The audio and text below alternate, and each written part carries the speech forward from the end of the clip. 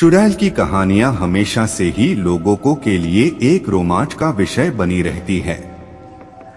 इन कहानियों को अधिकतर भारत के ग्रामीण क्षेत्रों में सुनाया जाता है। कई लोग चुड़ैलों की कहानियां सुनने के बाद ऐसा सोचते हैं कि सच में चुड़ैल होती है, और कई लोग इसे बस अफवाह की तरह देखते हैं। आज की हमारी कहानी एक लाश खाने वाली चुड़ैल की है। राहुल नाम का एक लड़का था। उसे भूतों के बारे में जानने का बड़ा शौक था। वह हमेशा भूतों और चुड़ैलों की कहानियां पढ़ता रहता था। वह यह जानना चाहता था कि भूत होते भी हैं या ये सब बस एक मनगढ़ंत कहानी है।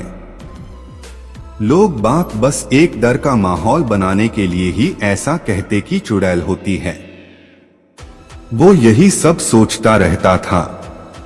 इस बात का पता लगाने के लिए उसने एक तरकीब निकाली। उनसे अपने दोस्त से कहा कि पास के कब्रिस्तान आज रात हम दोनों चलेंगे और पूरी रात वहां जाग के पता करेंगे कि चुड़ैल होती है कि नहीं। उसका दोस्त साथ चलने के लिए तो तैयार हो गया, पर कब्रिस्तान के अंदर जाने से मना कर दिया। राहुल राजी हो गया। जैसे ही रात हुई दोनों कब्रिस्तान के पास पहुंच गए। राहुल अंदर चला गया और राहुल का दोस्त वही कब्रिस्तान के बाहर इंतजार करने लगा। कुछ घंटे बीत जाने के बाद राहुल के दोस्त ने राहुल को कॉल किया और उससे पूछा, भाई क्या चुड़ैल दिखी? राहुल ने जवाब दिया नहीं। इस पे उसके दोस्त ने राहुल को बोला, तू बाहर आ जा, घर चलते हैं, मुझे बहुत नींद आ रही है। पर राहुल ने अपने दोस्त से कहा, तुझे नींद आ रही है तो बाहर ही सो जा। आज मुझे पूरी रात यही रुकना पड़ा तो भी मैं रुकूंगा। मुझे आज पता करना ही है कि चुड़ैल होती है कि नहीं, और जैसे ही मुझे चुड़ैल दिखाई देगी मैं भाग के तेरे पास आ जाऊंगा। इसके बाद राहुल का दोस्त कब्रिस्तान के बाहर ही सो गया और राहुल अंदर चुड़ैल का इंतजार करने लगा। काफी समय चुड़ैल का इंतजार करने के बाद राहुल को नींद आने लगी और राहुल वही सो गया। अभी राहुल की नींद लगी ही थी कि उसे वहां पे फावड़े से जमीन खोदने की आवाज आने लगी। राहुल उठ के बैठ गया और उसने देखा कि एक सफेद साड़ी पहनी हुई औरत फावड़े से एक कब्र खोद रही है। राहुल ध्यान से देखने लगा कि आखिरकार ये औरत कब्र क्यों खोद रही है। थोड़ी देर में उस औरत ने कब्र से एक लाश को बाहर निकला और जंगली जानवरों की तरह आवाज करके उस लाश को नोच नोच के खाने लगी। इतना भयंकर नजारा देख के राहुल के हाथ पैर कांपने लगे। डर से पसीना पसीना हुआ राहुल चुपचाप झाड़ियों में छुपा रहा और हनुमान चालीसा पढ़ता रहा।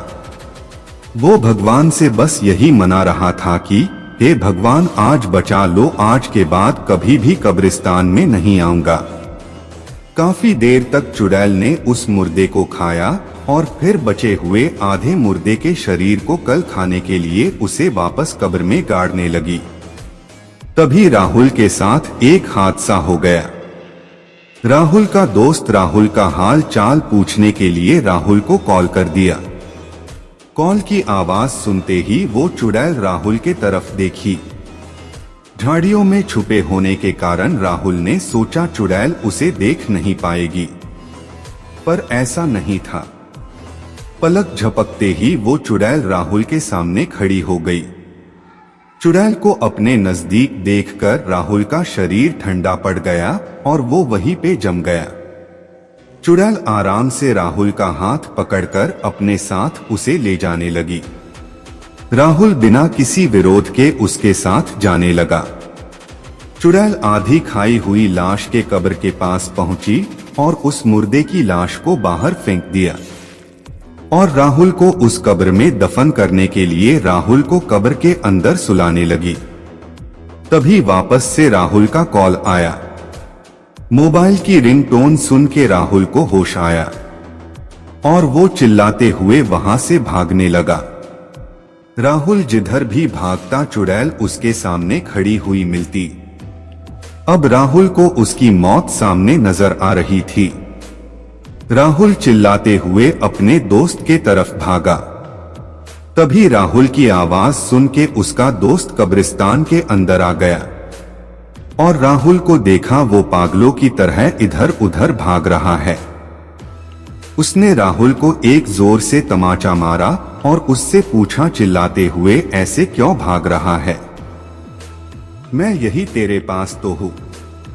राहुल ने अपने दोस्त को बताया, यहाँ सच में चुड़ैल है। इतना सुनते ही राहुल के दोस्त ने राहुल का हाथ पकड़ा और दोनों कब्रिस्तान के बाहर भाग गए। सीधा अपने घर गए। राहुल ने घर पहुंच के सारी घटना अपने दोस्त को बताई। उसके बाद वो दोनों कभी भी उस कब्रिस्तान के आसपास भी नहीं गए। अपनी कहानी यही खत्म होती है। आपकी कैसी लगी कमेंट करके जरूर बताएं और ऐसी ही कहानियों के लिए हमारे चैनल को सब्सक्राइब करें।